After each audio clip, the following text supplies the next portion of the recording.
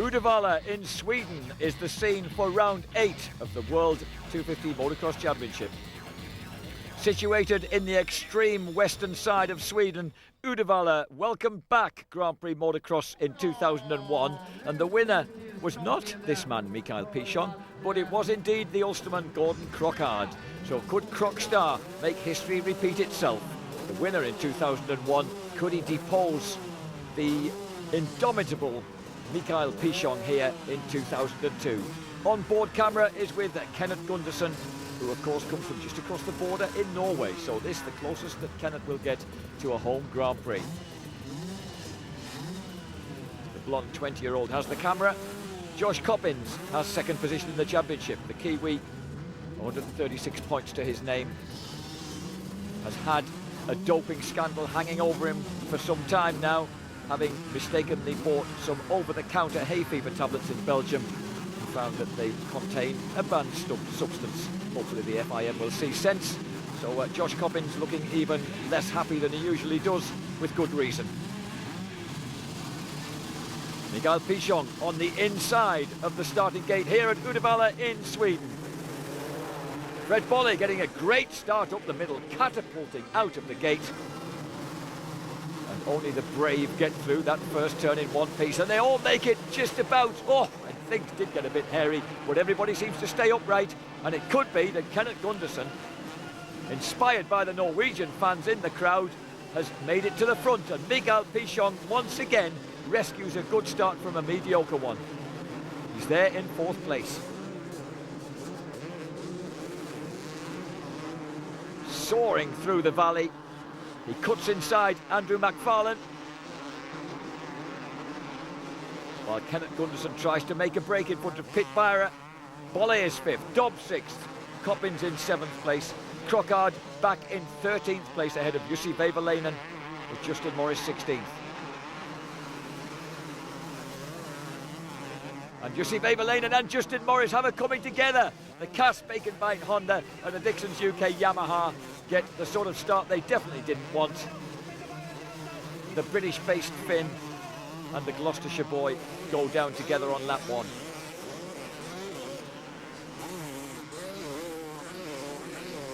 Meanwhile, up at the pointed end, GUNDERSON leads.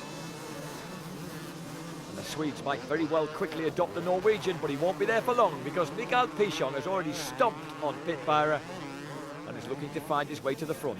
GUNDERSON, the only man to win a race besides PICHON. There they are, in shot together. Can the Swede hang on? This is the traditional form of Finnish and Swedish motocross circuits. No crowds in the middle, all of them around the outside with grandstand views across the valley.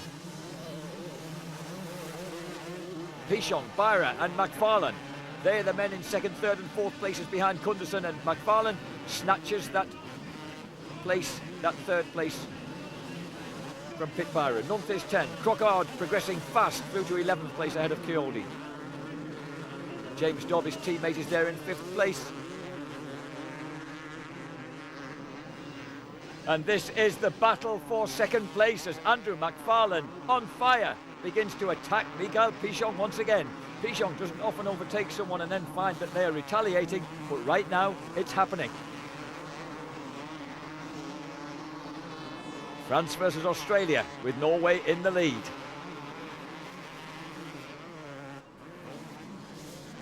Michael PICHON and Andrew McFarlane here in the fast, loamy ruts of Uddevalla in Sweden.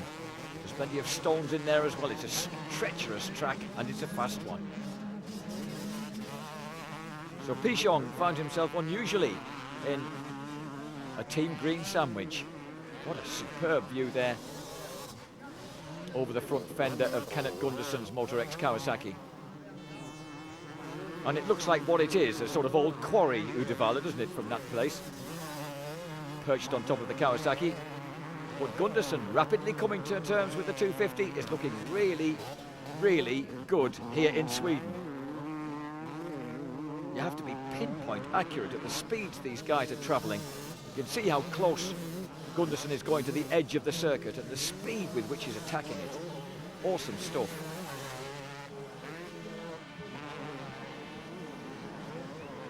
Battles going on behind almost inevitably include Josh Coppins snatching 4th place by diving underneath Pit Byra, teammates and adversaries. And this was a fast move. Pit, well, no, there was nowhere he could go. He was going to be ridden clean off the track. If he kept the throttle on, he'd have been through the fence and gone. So Josh Coppins now up into 4th place.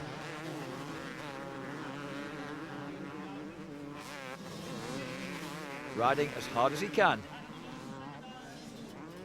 Gunderson also riding as hard as he can. Still has Pichon and McFarlane for company in one of the closest races of the year. And the front three have broken loose now. They're getting clear of the 4th and 5th place Hondas. A nasty, tricky little stadium section, which Josh Coppins should be very impressive through as Michael Pichon attacks Kenneth Gunderson. Pichon's decided he's been the filling in this green sandwich for long enough. Goes left, goes right. Almost seems to be deliberately frightening Gunderson into a frenzy of retaliation when he doesn't need to retaliate. And this time he rides into the outside rut and steals his line. He knows he's dealing with a kid of only 20. Pichon himself only 26, but with a wealth of top class and World Championship and AMA American National Championship racing under his belt over the last 10 years.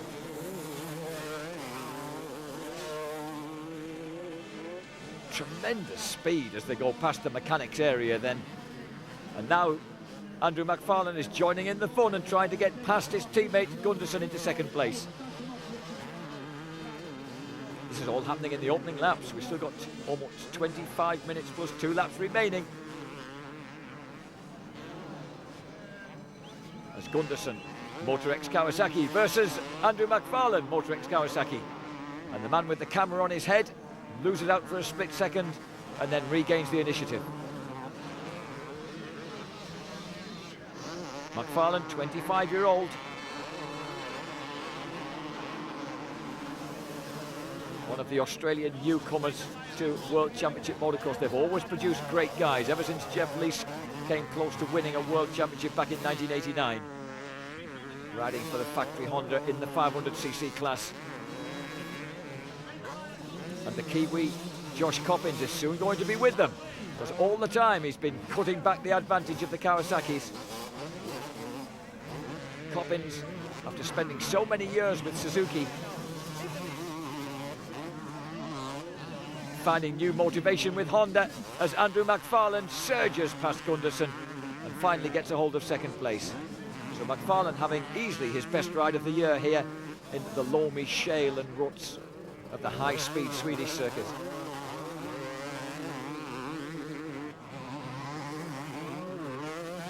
McFarlane 2nd, and how long is Gunderson going to be 3rd? Here comes Josh Coppins, scaring him into submission and grabbing that 3rd place.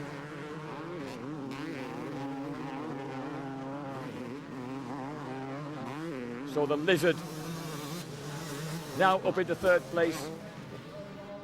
First featured in the 250cc World Championships on a Suzuki in 1995, finished in 41st place. And he's done nothing but progress ever since.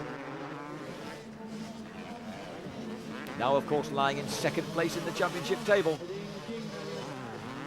But all the time, the one man capable of beating him is Michael Pichon, the man he needs to get the better of.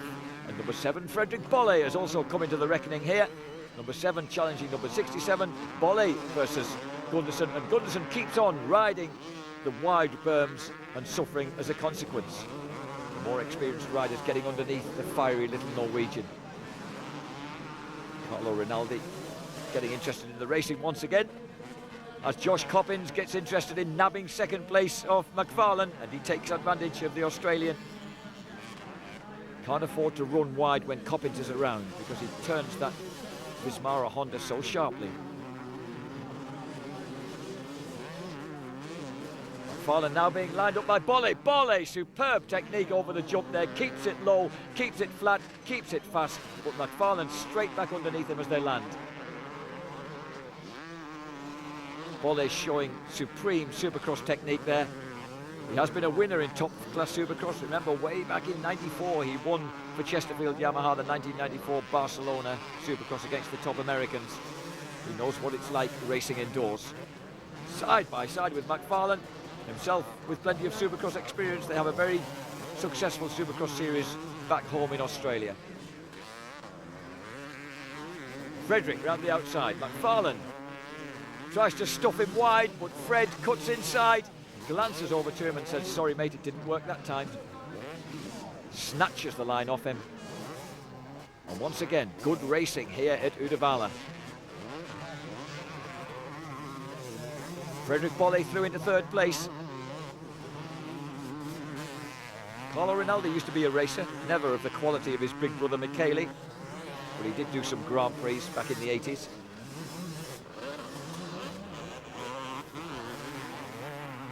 Michael PICHON, well, he did some Grand Prix back in the 90s.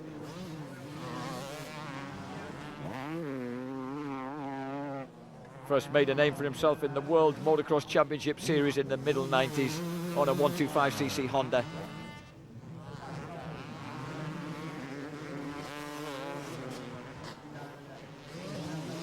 Now he's the World 250cc Motocross Champion, but Pit Byra is surging onto the scene here at Uddevalla, and he gets the better of Andrew McFarlane, and he's come like a bolt out of the blue, the German, after a very moderate start on the second of those Vismara Bernie Hondas. 15 minutes plus 2 laps remaining. McFarlane now beginning to go backwards. Fred Bolley in third place. Josh Coppins ahead of him in second. Pit Byra on the second of the Hondas behind him in fourth.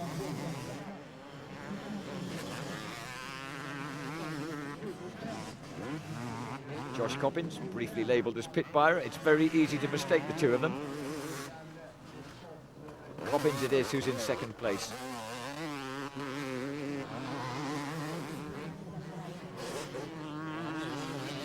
Meanwhile, Michael Rocket Pichon, having put his best lap in on the fifth lap, he usually puts his best lap in the first half a dozen circuits, and that's what eventually gets him clear of the field.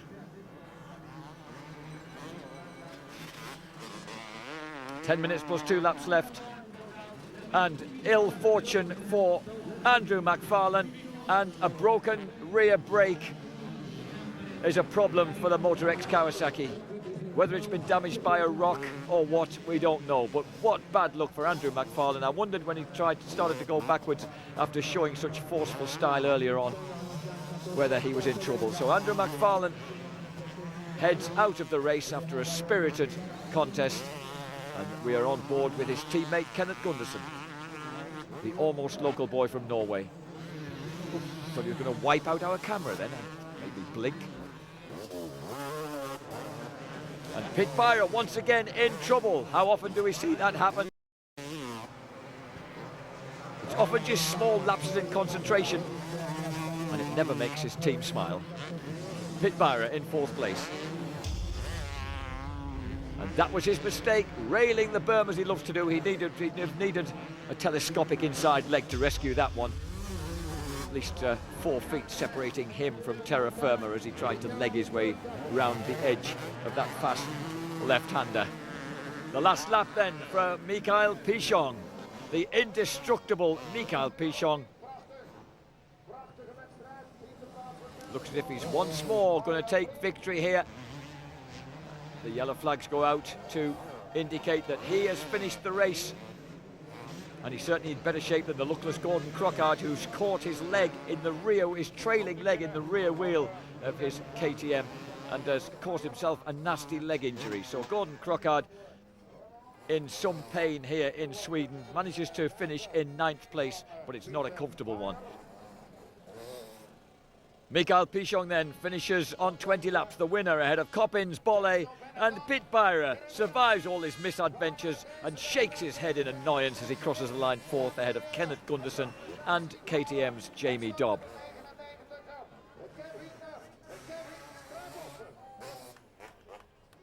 Pichon takes his lap of honour.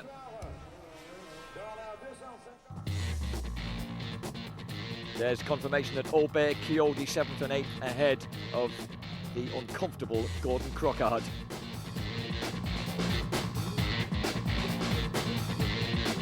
And that makes Pichon 7 times a win.